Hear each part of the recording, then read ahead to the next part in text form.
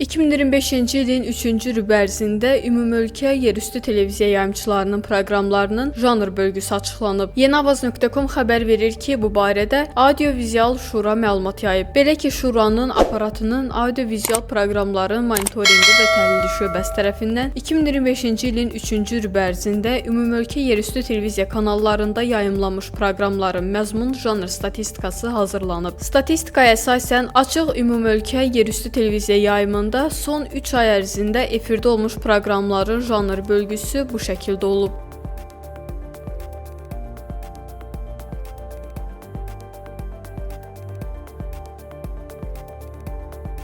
Hər bir televiziya kanalının proqramlarının janr üzrə statistikası ilə əlavə olunmuş fotoslaydlarda tanış olmaq mümkündür.